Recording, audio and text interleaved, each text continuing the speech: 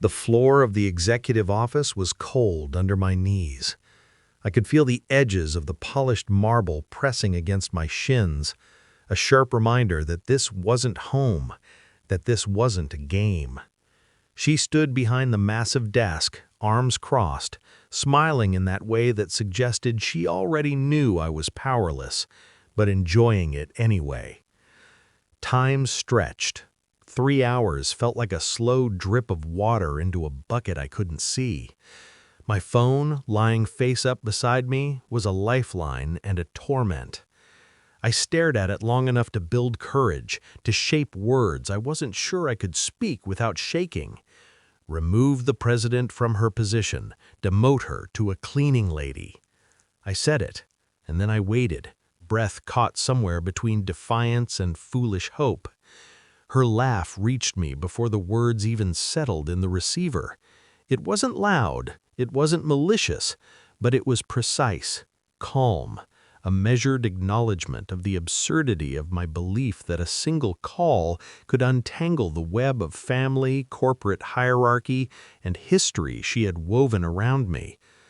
I sank lower into the floor, not physically, but inside myself, into the mix of shame and rage.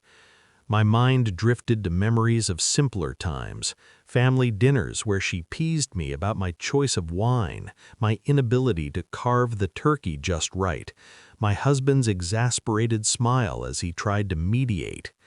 That warmth had eroded over time, replaced by a rigid structure where I was always the subordinate. And now, kneeling in the bright office light, that subordinate position felt painfully literal. Minutes bled into hours.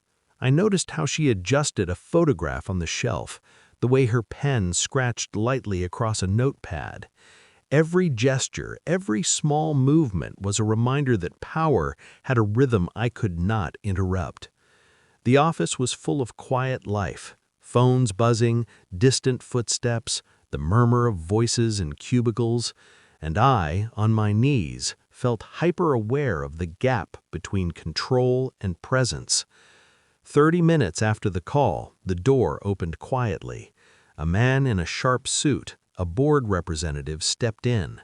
He didn't look at me, he addressed her directly, in calm tones, outlining a set of decisions that no one had expected. A restructuring, a reassignment, a subtle shift that redistributed authority within the company.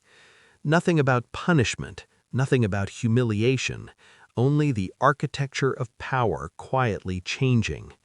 Her smile faltered, just for a fraction of a second. She regained it quickly, and yet something had shifted. The board's authority had intersected with hers in a way I hadn't imagined possible.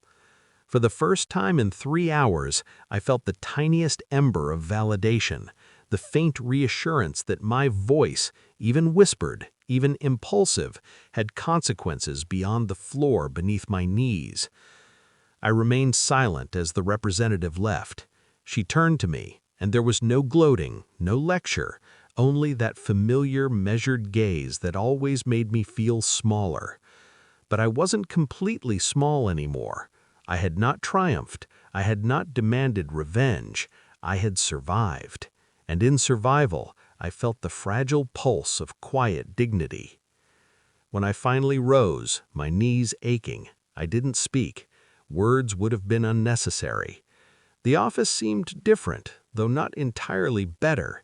The air was still heavy, still full of tension, but it now held the faint possibility that authority could bend in ways I couldn't control, and that maybe, just maybe, I could navigate that bending without losing myself entirely. I left the room without looking back, carrying a mix of relief and caution.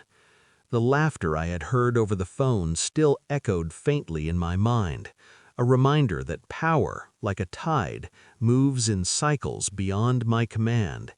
And yet, in that small, uncelebrated victory, I felt the subtle shift, a calm, quiet affirmation that even in subordination, dignity could be reclaimed, slowly, strategically, and without spectacle.